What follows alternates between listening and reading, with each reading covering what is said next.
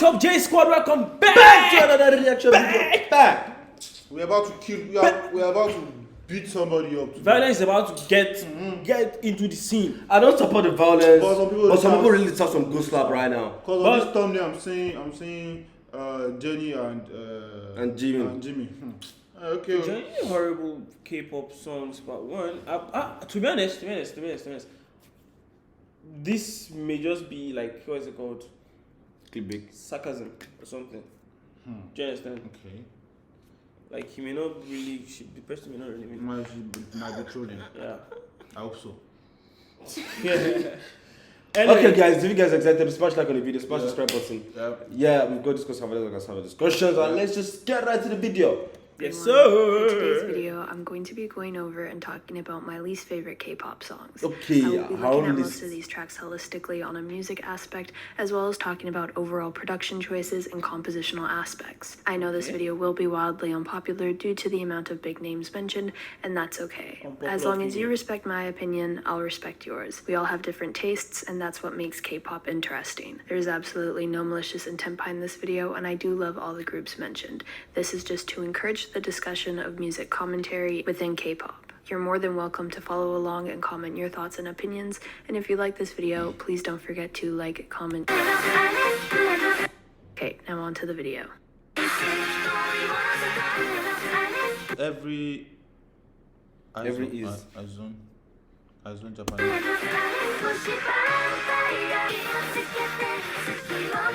You don't need to be well trained in music production or theory to recognize that the mixing in these songs are not very good. It's really unfortunate because I do believe that the overarching melodies and concepts that each of these titles convey are genuinely really interesting, but the overall execution of the song's productions are apparent and lacking. It does genuinely surprise me how IZ*ONE can go from such well-produced and full-feeling Korean title tracks and then have their Japanese titles feel extremely underproduced. The vocals in general always feel quite muffled and not properly mixed into the instrumentals. However, you can also say that this may be a deliberate style choice, and I've heard that having this type of unmixed vocal layering is a trend within some Japanese songs, and while that does provide great explanation and I understand that stylistic choice, unfortunately that is just something that is a bit grating for me personally and is not a production choice that I find myself wanting to listen to.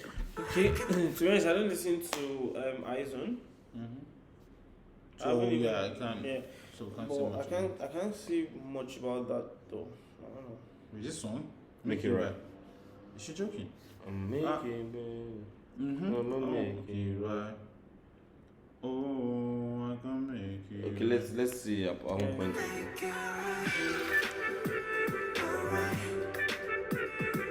Starting off with the looping trumpet instrumental that carries throughout the entire song, Make It Right falls as a track that just feels exceedingly generic and mediocre compared to the rest of BTS's catalog. The song maintains little to no dynamics and is generally stagnant for its almost 4 minutes in running time.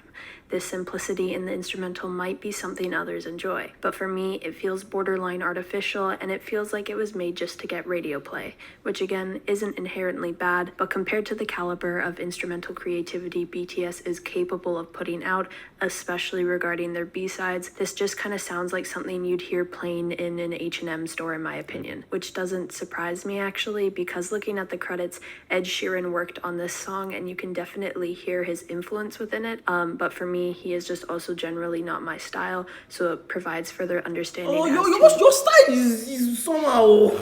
Because what's your style then? The China is not a star. Well, actually, enjoy the song when I listen to it. Yeah. Honestly, like, But yeah, I get I the don't know, fact it's that it says like it sounded a bit, what's it called? mediocre. No, That's but using the word mediocre is not right. It sounded generic, yeah, true. I mean, she but was just giving her own point of view, I guess. Like you said, that's why she said her own personal opinion. Then says she respects like others as well. Yeah, that's what we're talking about. All point of view. Too. I'm sorry. yeah, she asked us to comment about it. Sorry. No, but you were angry. I don't know, Well, but I don't know. I don't. But I just think using the word, what's it called, Mediocre. mediocre, is not right because it's a style they went for, and a lot of people enjoyed it. yeah, exactly. For example, the Afrobeat style that we go along with Like in the Nigeria. idol, If someone does it, if a Nigerian does it, say it's generic. Yeah, generic. Of But course. like if someone from another country does the what's it called, the exact same, then it like they'll be sounds this is out Yeah. of the box. Yeah, This is yeah. this. Yeah. So some people, it's very special for like exactly. So mediocrity is not like yeah. it's alright. Why I personally don't like this song. I think the real kicker in it is one, they had much better B-sides on this mini to promote, and I know many armies favored those to be promoted over Make It Right. And two, the excessive amount of remixes that led to its oversaturation and instead highlighted the overall complacency and tiredness of the song's instrumental and composition. I'm gonna be a star.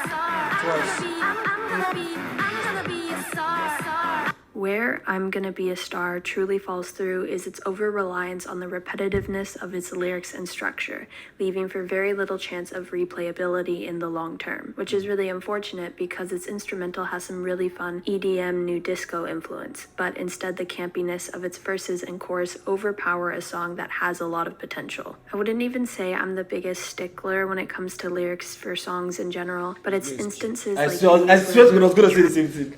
I swear to God I was Yeah. like it's just I was like it's gonna be out of context. This guy is so cute. At the extreme left. where when it comes At to the extreme lyrics left. for I song thought you were talking has a about lot the of music. This one, right? Yeah. Yeah. Which one? This. Yeah. potential. I wouldn't even say I'm the biggest stickler when it comes to lyrics for songs in general, but it's instances like these where it really detracts me from the listening experience. If there was a change in lyricality, I do think that this could be a really great twice EDM house fusion B-side, but the I'm gonna be a star line that takes up 1/3 of the song just hinders any chance for me 1/3 listening of the to this song. track often.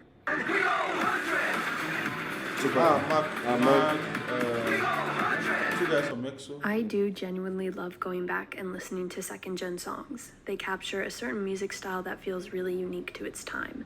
However, 100 is a song that tries to bring this soundscape to the 4th gen, and instead falls as entirely forgettable due to its lack of charm and catchy hooks that is apparent in the 2nd-gen releases 100 is trying to emulate. The overarching chorus lines with the chanting, "We go 100," feels amelodic and is something that feels more suited for a car commercial rather than a K-pop supergroup. I understand the general aim of this song was to be an energetic hype track, but unlike its predecessor Dropping, I feel as though there is little sonic melody that allows for any retention or memorability for the listener. This is coming from me, who typically likes more messier and chaotic songs from SM. An additional gripe I have with this song is the intent behind its production. Super M is meant to be a group almost entirely marketed towards the Western international audience, and as someone who has grown up in the West, I don't recall Western pop music ever going through a phase like this, and I know this style wasn't popular at its time of release either. SM continues to produce some truly innovative and experimental music within K-pop, and with their expertise of producers and business management,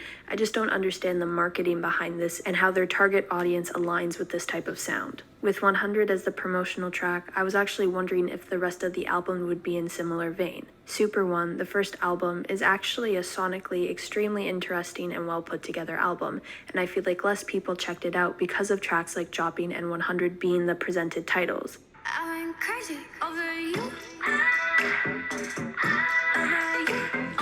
The first 5 or 6 seconds of Crazy Over You creates for an extremely immersive soundscape, playing into these really cool Middle Eastern vibes. It gives me very big Britney Spears Into the Zone album vibes or Missy Elliott Get Your Freak On with its super smooth instrumental, but then not even half a second later it uses this, I could only describe it as a squeaky toy sound effect. And they continue to use it throughout the song, and it just generally breaks the immersion. Yeah. That's rude. Come on. Wait, And they continue to use it throughout the song, and it just I generally listened to breaks this the song, immersion sure. it initially had going for it, and I just don't understand its presence musically within the track. I also feel like in general the pre-chorus leads into something that's going to be a seemingly full chorus, and the payoff is a bit underwhelming. The ad-libs as well as Jisoo's has this sense of harmonic dissonance that is unfortunately not enjoyable for me either. There are certain parts of this song that I absolutely adore, such as the pre-chorus and the classic YG breakdown chorus at the end. But the thing is, I'm not surprised I like these parts because the song follows the same structure as every other Blackpink song with this type of style. Most of these songs also have their structure based around the chorus, so I find if I generally don't like the chorus of a Blackpink song, it's hard for me to find replayability within it. I also think another gripe that I have with this song is its placement on... This is just being too harsh, bro. I don't know.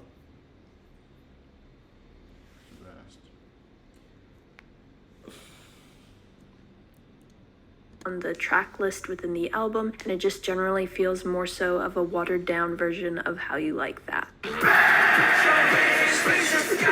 Watered down version of How You list within the album, and it just generally feels more so of a watered down version of How You Like That. What? I love Resonance. I truly don't know if Resonance is considered a song or just a mashup, if I'm being honest. These types of songs that include music thematics and have callbacks to previous songs isn't an unfamiliar concept, and it's been something proven by groups like Luna that this type of compositional structure is something that can have a great payoff for longtime listeners familiar with the discography. Pointing out familiar instrumentals can be utilized as storytelling through soundscapes, and shows it doesn't have to be limited to just a visual aspect. So I don't understand. Have to be limited to just a visual aspect. So basically, I don't understand the problem with Resonance. 12. Wow. Ayuna. Luna. Okay. That was I. I mean, but she just said that like the concept is like popular among like what's it called, like in different K-pop groups and stuff.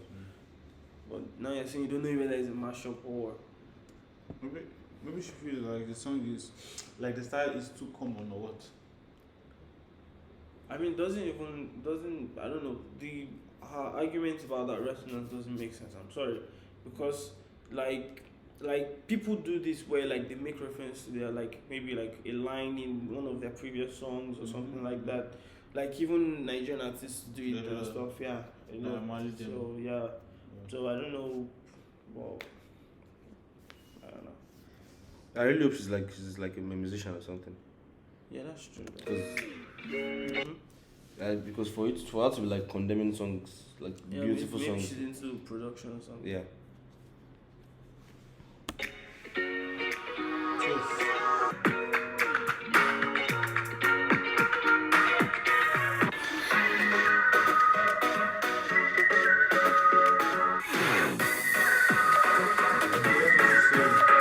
I also personally can't get past the intro it's without... Like maybe they mix like different beats from Luna songs or what into Resonance. Like that was the reference she's making like with this.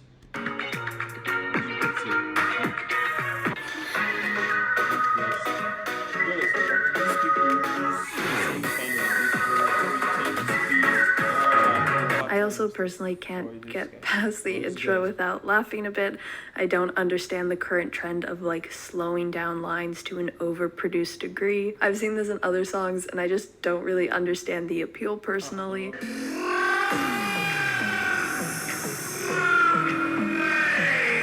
I also do understand that this song is probably more so intended to really just be a performance-based song to give NCT more opportunities to perform with their whole member roster, but I do feel like more effort could have been put into the production aspect of it all. I feel as though the transitions feel generally choppy and a bit awkward, but I guess that can be expected since all these songs have varying BPM, but it's just like... And that concludes this video. What are some K-pop songs that you are not particularly fond of? I think she knows a lot about music, but what I think is she's used to, I don't know, she's not flexible. She's used to a particular style. She's not. That's what I just feel, because like some of these songs like she's even talking about have like millions of views and like people are enjoying it. Like they make it right, she said. Yeah. And again, Resonance and stuff. So I don't like, not everything has to fit your own what's it called standard. The word of the one person, As always, feel free to leave more video suggestions below, what you'd like to see on my channel. And again, thank you so much for watching. I'll see you all next time. Listen. But I mean, she even wrote unlistenable. What? Yeah, like how can you write unlistenable, Unlistenable. then write in the what's it called? Yeah. In the then start with this, Yeah. the populars. I love all the groups. I'm not trying to this. It's just my personal opinion. But you're saying it's unlistenable. Like songs are not as bad as, even if you're a song producer, like they're not as bad as that. Okay. Well, I was even expecting it to be. I was expecting Like to more- I mean, Yeah. she was respectful with the way she was saying about like the way she was saying it. Like She she wasn't wasn't being respectful for Blackpink, bro. Like the watered down version of her. she washed them, bro.